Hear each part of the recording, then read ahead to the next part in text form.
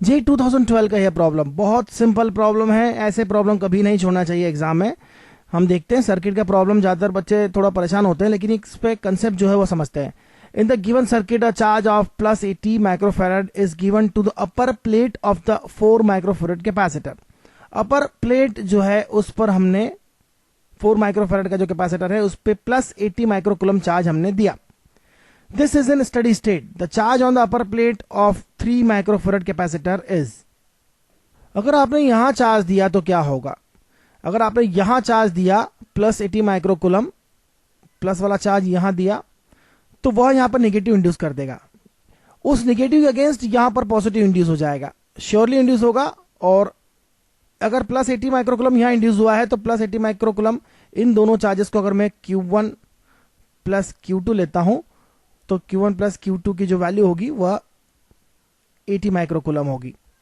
Obviously यहां minus charge induce होगा और यह माइनस चार्ज जो है ग्राउंड से, चार्ज के ग्राउंड में फ्लो होने से मिलेगा। इनफैक्ट माइनस वाला चार्ज इधर आ जाएगा, प्लस वाला चार्ज इधर चला जाएगा। अल्टीमेटली आपको यहां पर माइनस इंड्यूस हो रहा है, यहां प्लस इंड्यूस हो रहा है, और इस प्लस और माइनस आप देखिए इन प्लेट पर प्लस प्लस है, इस प्लेट पर माइनस है। यह तीनों प्लेट आपस में कनेक्टेड है। अल्टीमेटली इन तीनों प्लेट पर जो टोटल चार्ज है वो 0 होना चाहिए। इसका मतलब यहां अगर इस प्लेट पर माइनस 80 माइक्रोकुलम है तो इन दोनों का जो सम है वह Q1 प्लस Q2 का जो सम है प्लस 80 माइक्रोकुलम होना चाहिए। तो कैपेसिटर पर चार्जिंग ऐसे ही होता है, एक प्लेट पर प्लस एक प्लेट पर माइनस।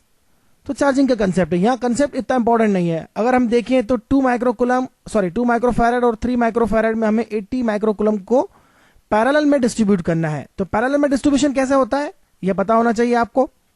पूरे को एक सिस्टम मान लिया जाए तो C is equal to Q by V लगा दिया जाए तो V की वैल्यू यहां से मिल जाएगी Q बाय C। बताइए Q कितना है 80 है, C कितना है, दोनों का पैरेलल में कैपेसिटेंस हो जाएगा 3 + 2 5, तो ये हो जाएगा 16।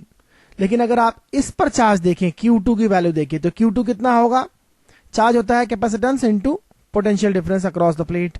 कैपेसिटेंस इसका 3 है, V जो हमने 16 वोल्ट यहां फाइंड कर लिया है, 80 by 5 is 16, 16 into 3 48। The beautiful and a simple question, बहुत सिंपल है, इतना सब लिखने की भी जरूरत नहीं है। जिन्हें अगर थोड़ी सी कैलकुलेशन अच्छी है वो लोग एग्जाम में इसे बिना सॉल्व करे, बिना पेन उठाए सॉल्व करके बता सकते हैं। So the answer is C, that's very simple question.